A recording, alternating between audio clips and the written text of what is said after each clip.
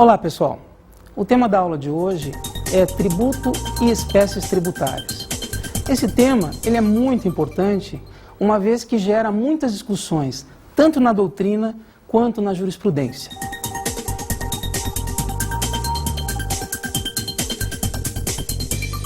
Temos 4 teorias para definir quantas são as espécies tributárias no Brasil.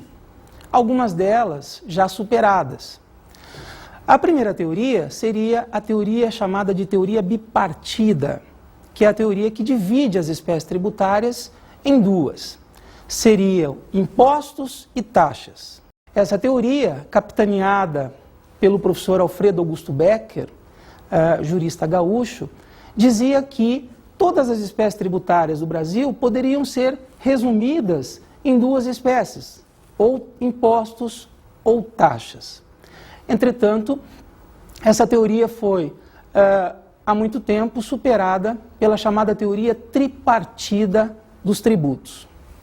Essa teoria tripartida, que teve muitos autores famosos em direito tributário, Geraldo Ataliba, Paulo de Barros, Rubens Gomes de Souza, ela dividia as espécies tributárias em 3. São os impostos, as taxas e as contribuições de melhoria.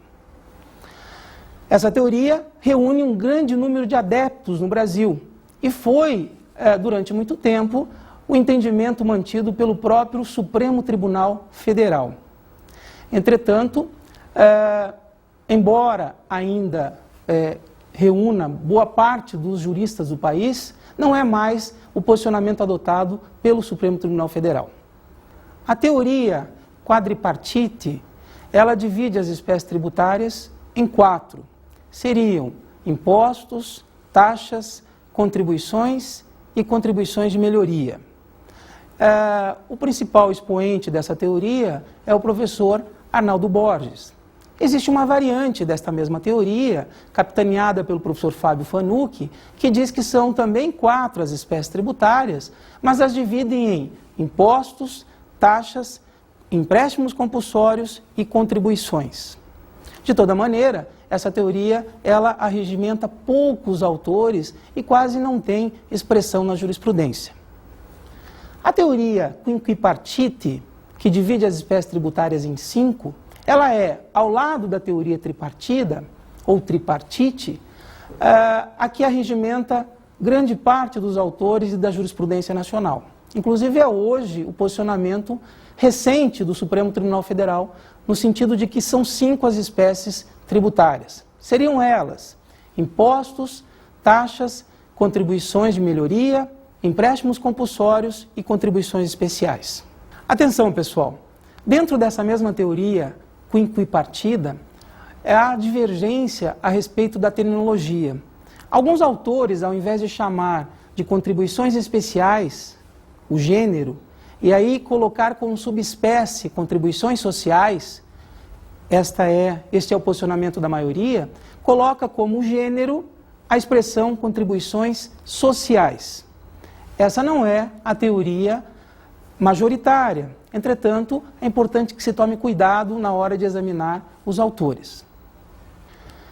Dentro ainda do contexto da teoria quinquipartida, é importante saber o principal motivo que levou a essa divisão em 5 espécies tributárias. Alguns autores não davam importância à finalidade na espécie tributária. Dizia que a finalidade dos recursos arrecadados, ela não tinha importância nenhuma para definir esta ou aquela espécie tributária. É o que diz também o artigo 4º do Código Tributário Nacional. Vamos examiná-lo. Código Tributário Nacional, artigo 4º. A natureza jurídica específica do tributo é determinada pelo fato gerador da respectiva obrigação, sendo irrelevantes para qualificá-la. Inciso 1º. A denominação e demais características formais adotadas pela lei. Inciso 2º. A destinação legal do produto da sua arrecadação. A destinação, portanto, ela, segundo o Código Tributário Nacional, ela não tem tanta importância para definir a espécie tributária. Entretanto, é preciso que se lembre que o Código Tributário Nacional é de 1966. E nós tivemos, a partir do advento da nova Constituição, uma série de modificações que também interferiram no próprio Código Tributário. Dessa maneira, a destinação passou, sim, a partir da Constituição de 88, a obter importância, a destinação dos recursos arrecadados. Isso se dá tanto com o empréstimo compulsório, quanto também com as contribuições especiais. Essa característica fez com que a doutrina e mesmo a jurisprudência passassem a entender que tanto contribuições especiais quanto empréstimos compulsórios, porque marcadas pela destinação, mereceriam então fazer parte de uma nova espécie de tributos. A jurisprudência do Supremo Tribunal Federal, quanto também a jurisprudência, quanto também a doutrina, passou a adotar, em boa parte, essa teoria quinquipartida. Podemos também estabelecer como importante, na hora de tratar sobre como definir quais são as espécies tributárias, se o rótulo ou o nome que a lei emprega ou defere à espécie tributária, se isso tem ou não importância. O inciso 1º do artigo 4º, ele diz que o rótulo não tem importância nenhuma, ou seja, o nome e as formalidades que a lei estabeleceu para determinado tributo, que isso não tem importância para definir a espécie tributária. Isso, de fato, acontece. Às vezes, é possível que a lei chame de taxa algo que, examinando a sua natureza, o seu fato gerador e a sua base de cálculo, chegaremos à conclusão que se trata de impostos.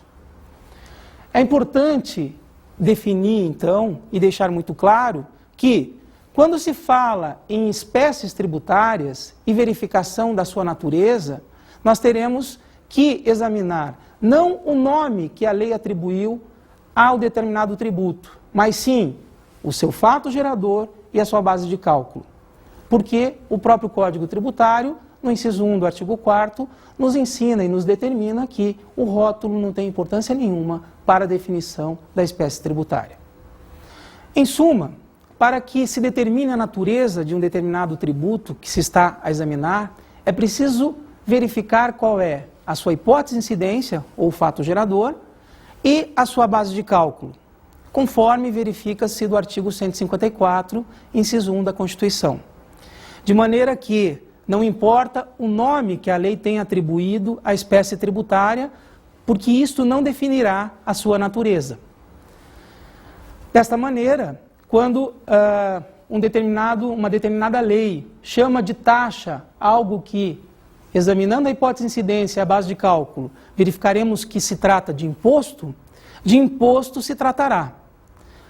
O nome iuris, a nomenclatura, o rótulo, não tem importância nenhuma, portanto, para definir a espécie tributária.